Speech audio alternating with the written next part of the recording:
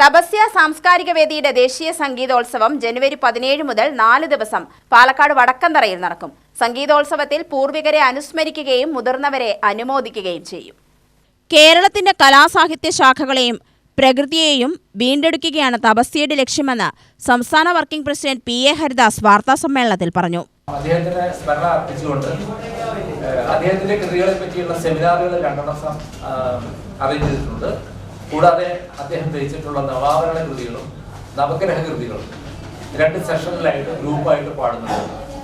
ഇതിലെ നവാവരണ കൃതികൾ ആലപിക്കുന്നത് പ്രസിദ്ധ സംഗീതജ്ഞൻ തൃപ്പൂണിത്തുറ RLB കോളേജിലെ റിട്ടയർഡ് പ്രിൻസിപ്പളായിരുന്ന താമരക്കാട് ഗോവിന്ദൻ നമ്പൂതിരി അവരാണ്. നവഗ്രഹ കൃതികൾ ആലപിക്കുന്നത് നമുക്കെല്ലാവർക്കും സുപരിചിതയായ ശ്രീമതി ഭാവന രാധാകൃഷ്ണൻ, പ്ലേബാക്ക് സിംഗറായിരുന്നു. കൊല്ലം SN കോളേജിലെ റിട്ടയർഡ് പ്രൊഫസറാണ്. ആ ടീച്ചറുടെ കൂടെ വേറെ 4-5 പേര് കൂടി ആലപിക്കാനുണ്ടാവും. പിന്നെ നമ്മൾ അടുത്ത സെഷൻ അന്ന് പാലക്കാട് എന്ന് പറഞ്ഞു കഴിഞ്ഞാൽ പാലക്കാട് മണിയേരുടെ നാടാണ്. മണിയേരെ അനുസ്മരിച്ചുകൊണ്ട് ഒരു സെഷനുണ്ട്. അദ്ദേഹത്തിന്റെ മകൻ പാലക്കാട് DR രാജാമണി ശിഷ്യനും പ്രസന്റ് ചെയ്യുന്ന ഒരു മൃദംഗ പെർക്കഷൻ പ്രോഗ്രാം അറേഞ്ച് ചെയ്തിട്ടുണ്ട്.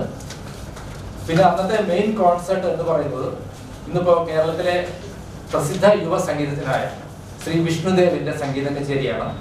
അതിലെ ശ്രീ തിരുവനന്തപുരം സമ്പത്ത്, ശ്രീ ബാലകൃഷ്ണ കമ്മത്ത്, ശ്രീ പയ്യന്നൂർ ഗോവിന്ദ പ്രസാദ് അവര് പക്കമേളം വായിക്കും. തപസ്യ 50 വർഷം പൂർത്തിയാക്കുന്ന കാലഘട്ടത്തിലാണ് ദേശീയ സംഗീതോത്സവം സംഘടിപ്പിക്കുന്നത്. സംഗീതരംഗത്ത് പാലക്കാട് നൽകിയ കനത്ത സംഭാവനകളെ ആദരിക്കുന്നതിന് കൂടിയാണ് പാലക്കാട് സംഗീതോത്സവം സംഘടിപ്പിക്കുന്നത്.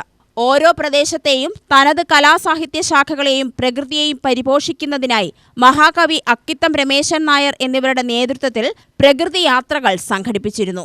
പഞ്ചരത്ന കീർത്തനാലാപനം, സംഗീത കച്ചേരി, കഥകളിപദ കച്ചേരി, ലാൽഗുഡി, പഞ്ചരത്ന കീർത്തനം, ദിവ്യനാമകീർത്തനം, മിശ്രലയ പ്രവാഹം, വയലിൻ ദ്വയം, സിംബോസിയം, ചർച്ച, സാംസ്കാരിക സമ്മേളനം തുടങ്ങി വിവിധ പരിപാടികൾ 4 ദിനങ്ങളിലായി സംഘടിപ്പിക്കുമെന്നും ഹരിദാസ് പറഞ്ഞു. Convener Rajeev, general secretary KT Ramachandran എന്നിവർ വാർത്താസമ്മേളനത്തിൽ പങ്കെടുത്തു. UTV news, Palakkad.